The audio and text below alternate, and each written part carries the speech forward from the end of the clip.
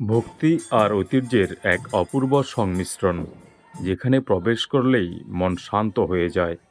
এটি লক্ষ্মীপুরের রায়পুর উপজেলার ক্যাম্পেরহাটে অবস্থিত ঐতিহাসিক মধুসূদন জিউর আখড়া। এই আখড়ার ইতিহাস বেশ পুরনো।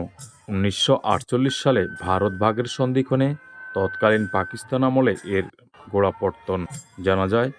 শুরুতে এটি হায়দারগঞ্জ বাজারের ঈদগাহ মাঠের দক্ষিণ পশ্চিম পাশে অবস্থান করলেও পরে তা ক্যাম্পেরহাটে স্থানান্তরিত করা হয়।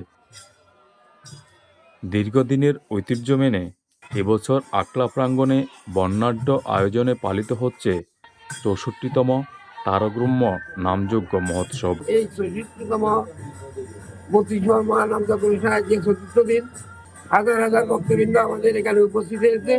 এবারের মহোৎসব যেন এক অনন্য মিলন মেলায় রূপ নিয়েছে। ঈদের ছুটি মহোৎসবের একসাথে হওয়ায় দেশ বিদেশে থাকা সনাতনী পরিবারের সদস্যরা প্রাণের টানে ছুটে এসেছেন গ্রামে। যেমন ঈদের ছুটি একদিকে, আমাদের বাইরে যারা ছিল সরকারি এবং বেসরকারি যারা চাকরি করে সকল যুব সমাজ মোটামুটি আমাদের সাথে একসাথে যোগ হয়েছে। আমাদের হিন্দু ধর্মের যারা আছে, হিন্দু ধর্মের প্লাস মুসলমান ধর্ম যারা আছে, তারাও আমাদের সাথে একাত্মতা করে আমাদের এই উৎসবকে সুন্দরভাবে সবাই উপভোগ করছে। ৯০০রও বেশি পরিবারের হাজারো বৃদ্ধ যুবক মিলে আজ একাত্মতা এই মহোৎসবকে ঘিরে। ৯০০ ফ্যামিলির ৯০০ পরিবারের মতো লোকজন বসবাস করে। সবাই এখানে বিভিন্ন মতাদর্শীর লোকজন আছেন। শ্রী শ্রী রাম ঠাকুরের অনুসারী আছেন, শ্রী অনুকূলচন্দ্র ঠাকুরের অনুসারী আছেন, হরি গুরুচাঁদ ঠাকুরের অনুসারী আছেন এবং আরও বিভিন্ন আমাদের সনাতনী ধর্মাবলম্বী বিভিন্ন মতাদর্শী লোকজন আছেন। এই মধুসূদন মন্দির হল সকল মতের লোকজনের একটা মিলন মেলা।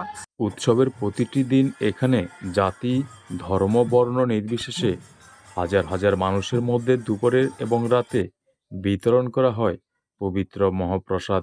অন্নদাতার এই আয়োজন সেবায় ধন্য হচ্ছেন সবাই। এলাকার যে চালগুলি ব্যবহার না করে আমরা বাহির থেকে, বিশেষ করে বগুড়া যে চালগুলি, ওগুলি আমরা ব্যবহার করি ভক্তদের জন্য। অনেকে বাড়িতে কাজ করে না, কিন্তু এখানে আসি কাজ করে।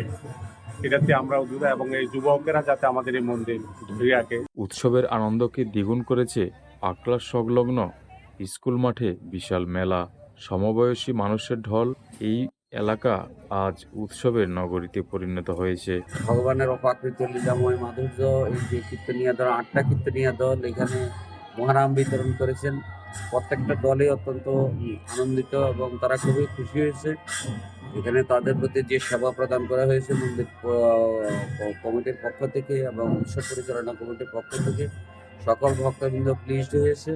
এই উৎসবের মধ্য দিয়ে একে অপরের প্রতি সৌহার্দ্যপূর্ণতা এগিয়ে আসুক, এই প্রার্থনা ভক্তদের।